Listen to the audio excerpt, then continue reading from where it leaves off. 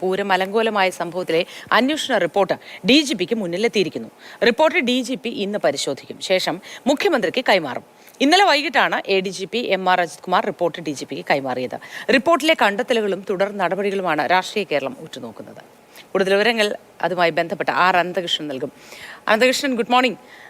ഈ റിപ്പോർട്ട് അങ്ങനെ ഒടുവിൽ സമർപ്പിച്ചിരിക്കുന്നു. പൂരം അലങ്കോലമാക്കി എന്ന വിഷയത്തിൽ വളരെയധികം ചർച്ചകളും ആരോപണങ്ങളും പ്രത്യാരോപണങ്ങളും ഒക്കെ ദിനം പ്രതി വന്നുകൊണ്ടേയിരിക്കുന്നു. CPIക്ക് വളരെ കർശനമായ നിലപാട് ഇക്കാര്യത്തിലുണ്ട്. അവരത് തുടക്കം മുതൽ പറയുകയും ചെയ്തിട്ടുണ്ട്. ഇനി ഈ റിപ്പോർട്ട് സമർപ്പിച്ച സ്ഥിതിക്ക് എന്തെങ്കിലും നടപടി ഇതിലുണ്ടാവുമോ, അന്വേഷണം ഉണ്ടാവുമോ? Modi, good morning. തൃശൂർ പൂരം അലങ്കോലപ്പെട്ടതുമായി ബന്ധപ്പെട്ട report ADGP MR Ajith Kumar ഇന്നലെയാണ് DGPക്ക് കൈമാറിയത്. ഇന്നലെ വൈകുന്നേരത്തോടെയാണ് കൈമാറിയത്. ഇന്നലെ തൃശൂർ പൂരം അലങ്കോലപ്പെട്ടതുമായി ബന്ധപ്പെട്ട് രാഷ്ട്രീയ വിവാദം കഴിഞ്ഞ ദിവസം ഉണ്ടായിരുന്നു.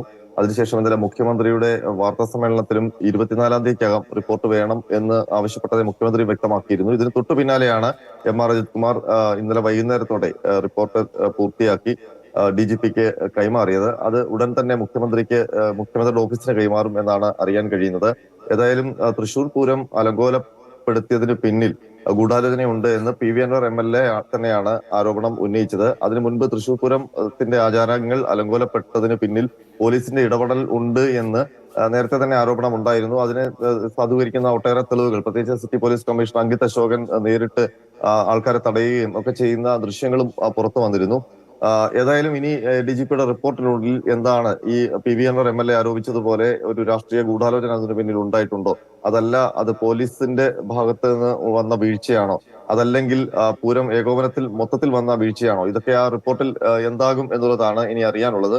നമുക്ക് ഇപ്പോൾ ലഭിക്കുന്ന ചില സൂചനകൾ അനുസരിച്ച് ഏതെങ്കിലും തരത്തിലുള്ള ബാഹ്യ ഇടപെടലുകൾ ഇല്ല എന്നാണ് വ്യക്തമാകുന്നത്. അതിനൊപ്പം തന്നെ അവിടുത്തെ സിറ്റി പോലീസിന്റെ ഏകോപനത്തിൽ വന്ന വീഴ്ച ആണ് ഇത്തരം ഒരു ആചാരങ്ങൾ അലങ്കോലപ്പെടുന്ന രീതിയിലേക്ക് കാര്യങ്ങൾ കൊണ്ടെത്തിച്ചതെന്നൊക്കെയുള്ള ഒരു അനുമാനത്തിലേക്ക് ADGPയുടെ അന്വേഷണം എത്തി എന്നാണ് നമുക്ക് ഇപ്പോൾ പുറത്തുവരുന്ന ചില സൂചനകൾ ലഭിക്കുന്നത്. ഏതായാലും അതിനപ്പുറം ഒരു റിപ്പോർട്ട് ADGP കൊടുക്കാനുള്ള സാധ്യതയുമില്ല.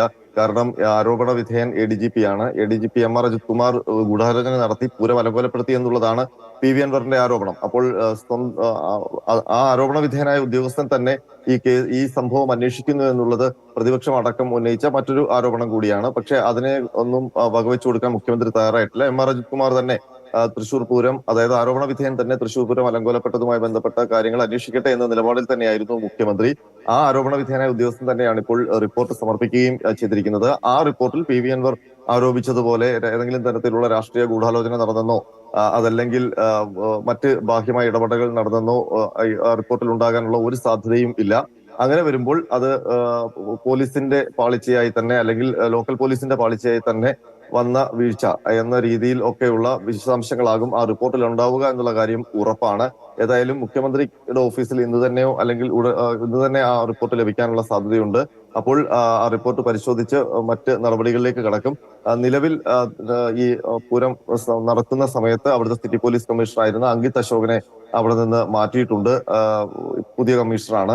അപ്പോൾ ഇനി ഈ റിപ്പോർട്ടിന്റെ അടിസ്ഥാനത്തിൽ എന്തൊക്കെ നടപടികൾ മറ്റ് ഉദ്യോഗസ്ഥർക്ക്, ആ തൃശൂർ പൂരത്തിന്റെ ഏകോപനത്തിൽ ഉണ്ടായിരുന്ന അല്ലെങ്കിൽ സുരക്ഷാ ചുമതലയിൽ ഉണ്ടായിരുന്ന ഉദ്യോഗസ്ഥർക്ക് എതിരെ ഉണ്ടാകും എന്നുള്ള കാര്യമൊക്കെ ഇനി അറിയാനുള്ളതാണ്.